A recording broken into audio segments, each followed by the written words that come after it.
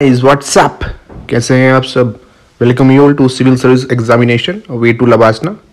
और आज हम ये chapter number 52 attorney general of India start करने वाले हैं, जो हमारी कॉन्स्टिट्यूशनल बॉडीज चल रही हैं। और अभी तक अगर आपने चैनल को सब्सक्राइब नहीं किया, हिट द सब्सक्रिप्शन बटन। और जो इस कॉन्स्टिट्यूशनल बॉडीज़ की सिंप्लीफाइड और हाईलाइटेड जो PDF है, ऑलरेडी हमारे टेलीग्राम चैनल @tips4IAS आप ज्वाइन कर सकते हैं, वहाँ पे अपलोड कर दी गई है, तो आपको क्विक रिवीजन में हेल्पफुल होगा। तो चलिए स्टार्ट करते हैं विद अवर चैप्टर नंबर 52। तो जो कॉन्स्टिट्यूशन है उसने प्रोवाइड करा है office of attorney general of India, जो हाईएस्ट लॉ ऑफिसर है हमारी कंट्री का। तो आपको आर्टिकल ध्यान देना चाहिए, that is article 76 of our constitution. उसके अंदर ये आता है। अब इसका अपॉइंटमेंट और टर्म की बात करेंगे तो जो अपॉइंटमेंट इसका होता है वो प्रेसिडेंट साहब करते हैं। और ये ऐसा पर्सन होना चाहिए जो क्वालिफाई हो कि इसे जज ऑफ सुप्रीम कोर्ट भी अपॉइंट किया जा सके। अब उसकी कंडीशन सुप्रीम कोर्ट के चैप्टर में हम पढ़ेंगे। तो दूसरे शब्द में क्या क्या कंडीशन है कि वो सिटीजन होना चाहिए इंडिया का, या वो जज होने के लिए क्वालिफाई हो, या कि जज हो हाई कोर्ट का 5 सालों के लिए, या एडवोकेट हो सम हाई कोर्ट का 10 सालों के लिए, या कोई एमिनेंट जूरिस्ट हो in the opinion of president. तो इसमें जो लास्ट वर्ड है एमिनेंट जूरिस्ट, तो ये सिंपली क्या होते हैं कि इनको लीगल नॉलेज पूरी होती है लेकिन ये प्रैक्टिस नहीं करते, but in the opinion of the president वो फिट है। दैट्स वाई ये यहाँ पे एलिजिबिलिटी क्राइटेरिया रखा गया है। तो फर्स्ट है ये अटॉर्नी जनरल अपॉइंट होते हैं प्रेसिडेंट साहब द्वारा। सेकंड है एक ऐसे पर्सन होने चाहिए जो क्वालिफाई हैं टू बी अपॉइंटेड जज ऑफ सुप्रीम कोर्ट।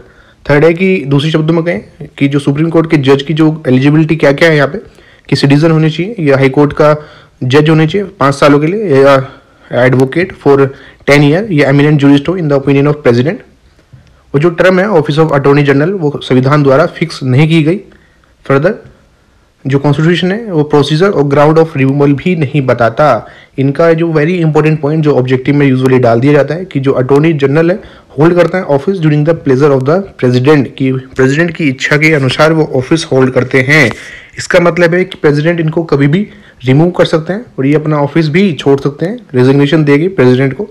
तो इस पूरे चैप्टर में ऊपर से नीचे आपको प्रेसिडेंट ही दिखाई देगा। प्लस आपको कॉन्स्टिट्यूशनल बॉडीज़ का मैंने आपको एक एनालाइज भी बताया था कि जो कंडीशन ऑफ सर्विस है वो सब जगह आप आंख बंद करेंगे प्रेसिडेंट लगा सकते हैं, एक्सेप्ट SPSC जहाँ पे कंडीशन ऑफ सर्विस गवर्नर देखेंगे हम। कन्वेंशनली ये रिज़ाइन कब करते हैं?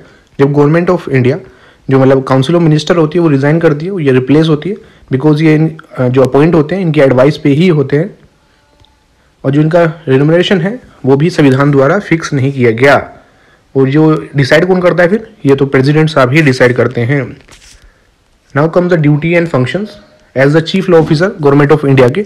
अब ड्यूटीज क्या हैं? तो एक ट्रिक लास्ट में लिखी गई है, दैट इज GDP। तो ये कीवर्ड है, इनसे आप स्टार्ट कर सकते हैं। फर्स्ट है G, it is to give, give advice to the government of India उन लीगल मैटर्स पे जहाँ पे उनको प्रेसिडेंट द्वारा रेफर किया गया हो। D लास्ट में पढ़ेंगे। P है कि परफॉर्म करना such other duties legal character की जो प्रेसिडेंट साहब द्वारा उनको दी गई हैं। And D is the discharge करना फंक्शंस जो उनको कॉन्स्टिट्यूशन ने दिए गए हैं और या किसी अदर लॉ ने। तो यहाँ पे जो D है वो लास्ट में इसलिए मेंशन किया कि आप DC से याद रखें, बिकॉज यहाँ पे जो कंफर्म किए गए हैं फंक्शंस वो ऊपर हम पढ़ चुके हैं, परफॉर्म करेंगे तो उसमें प्रेसिडेंट साहब द्वारा। तो यहाँ पे जो लास्ट पॉइंट है ये कॉन्स्टिट्यूशन ने दिए इनको फंक्शन या किसी दूसरे लॉ ने। अब प्रेसिडेंट जो है कौन कौन सी ड्यूटीज असाइन कर सकते हैं करते हैं कि अपीयर हो सकता है गवर्नमेंट ऑफ इंडिया के बिहाफ में सभी सुप्रीम कोर्ट के जो अंदर सभी केसेस में जहाँ पे गवर्नमेंट ऑफ इंडिया कंसर्न है, कि गवर्नमेंट ऑफ इंडिया के बिहाफ पे सुप्रीम कोर्ट में अपीयर होने का काम ये रिप्रेजेंट करते हैं गवर्नमेंट ऑफ इंडिया में किसी भी रेफरेंस में जहाँ पे प्रेसिडेंट सुप्रीम कोर्ट को एडवाइस के लिए भेजते हैं। That is article 142, 143। ये अपीयर होते हैं कि जब भी गवर्नमेंट ऑफ इंडिया के द्वारा रिक्वायरमेंट होता है, जैसे ऊपर हमने देखा सुप्रीम कोर्ट में, सिमिलरली इन हाई कोर्ट। अब राइट्स क्या है इनके और लिमिटेशन क्या है?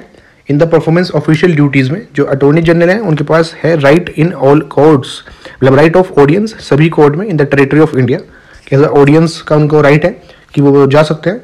फर्दर उनके पास राइट है कि वो बोल भी सकते हैं और प्रोसीडिंग में पार्ट ले सकते हैं कि दोनों ही हाउस ऑफ द पार्लियामेंट या जॉइंट सिटिंग में और किसी भी कमेटी में पार्लियामेंट की जहाँ पे वो एज अ मेंबर उनका नाम है, बट उनका उस कमेटी में विदाउट या इन्हीं सभी जगह में राइट टू वोट नहीं होगा।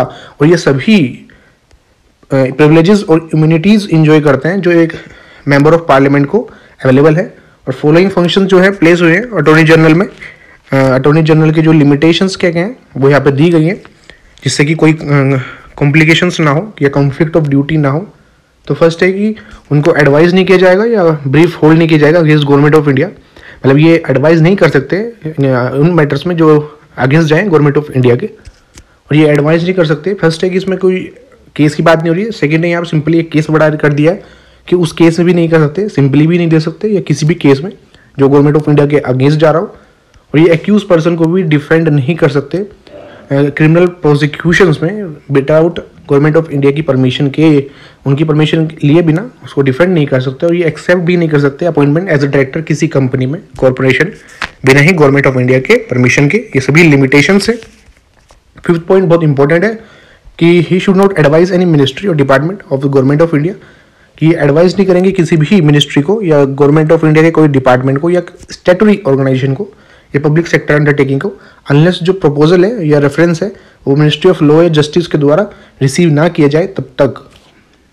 हाउएवर जो अटॉर्नी जनरल है एक फुल टाइम काउंसिल नहीं होता गवर्नमेंट का, ना ही ये गवर्नमेंट सर्वेंट की कैटेगरी में आता है, और ना ही इनको बैन किया गया कि ये प्राइवेट प्रैक्टिस, लीगल प्रैक्टिस ना करें। ऐसा कोई प्रावधान नहीं है कि इनको बैन किया गया। Next solicitor general of India, in addition to attorney general, जो गवर्नमेंट ऑफ इंडिया का अनदर लॉ ऑफिसर है, वो कौन सा है? सोलिसिटर जनरल ऑफ इंडिया और एडिशनल सोलिसिटर जनरल। और ये असिस्ट करता है, हेल्प करता है अटॉर्नी जनरल को कि अपनी ऑफिशियल रिस्पॉन्सिबिलिटी फुलफिल करने में। यहाँ पे एक बात नोट करने की है कि ओनली द जो ऑफिस है अटॉर्नी जनरल का वो कॉन्स्टिट्यूशन द्वारा क्रिएट किया गया है। और दूसरे वर्ड्स में कहें कि आर्टिकल 76 है वो मेंशन नहीं करता सोलिसिटर जनरल को और एडिशनल सोलिसिटर जनरल को। उसके अंदर केवल हमारा जो अटॉर्नी जनरल है वही मेंशन है, और ये मेंबर नहीं होता कैबिनेट का, सेंट्रल कैबिनेट का अटॉर्नी जनरल हमारा। और उसके लिए सेपरेट लॉ मिनिस्टर है सेंट्रल कैबिनेट के अंदर, जो सभी लीगल मैटर्स में at the government level help करता है। तो गाइज हमारे चैप्टर 52 कंप्लीट हो गया। नेक्स्ट चैप्टर हम देखेंगे chapter number 53, that is advocate general of the state, जो आर्टिकल 165 में आता है। तो आपको पूरा ही क्रिस्टल क्लियर हो जाना चाहिए। And if you have any doubt just put in the comment section. मिलते हैं नेक्स्ट वीडियो में। Till then keep studying. Thanks.